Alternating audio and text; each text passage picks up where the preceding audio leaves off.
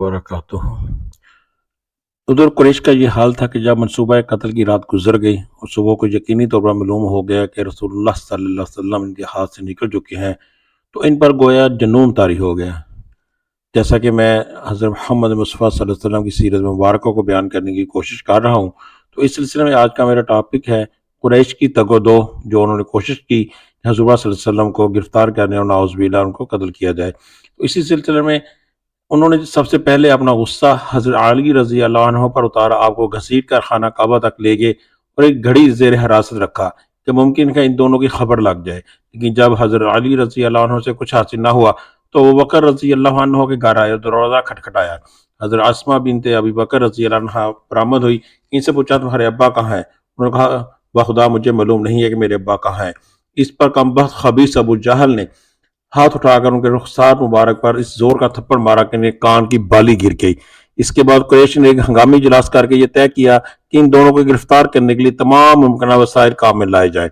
चुनाचे मक्का से निकलने वाले तमाम रास्तों पर खा वो किसी भी समत जा रहा हो, नहायत कड़ा मुसल्लह पहरा बैठा दिया गया। इसी तरह यह ऐलान आम भी किया गया कि जो कोई रसूलुल्लाह सल्लल्लाहु अलैहि वसल्लम और अबू बकर सिद्दीक रज़ी अल्लाह अन्हु को या इनमें से किसी एक को जिंदा या मुर्दा हाजिर करेगा, इसे हर एक के बदले 100 ऊँटों का ग्रां कदर इनाम दिया जाएगा।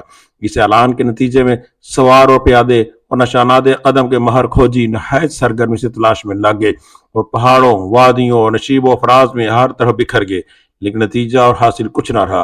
तलाश करने वाले गार के दहाने तक भी पहुंचे, लेकिन अल्लाह अपने काम पर गालिब है।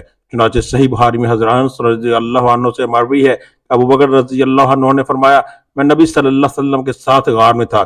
सर उठाया तो क्या देखता हूँ कि लोगों के पांव नजर आ रहे हैं। मैंने कहा अल्लाह के नबी, अगर इनमें से कोई शख्स अपनी निगाह नीचे कर दे तो हमें देख लेगा। आप सल्लल्लाहु अलैहि वसल्लम ने फरमाया, अबू बकर खामोश रहो, हम दो हैं जिनका तीसरा अल्लाह है। एक रवायत के अल्फाज में यह है, मा जन्नु का या अबा बकर बिस्नीना अल्लाह सालिसुहा। अबू बकर रज़ी अल्लाह अन्हु, ऐसे दो आदमियों के बारे में तुम्हारा क्या ख्याल है जिनका तीसरा अल्लाह है? हकीकत यह है कि ये एक मौजज़ा था जिससे अल्लाह ताला ने अपने नबी सल्लल्लाहु अलैहि वसल्लम को मुशर्रफ फरमाया।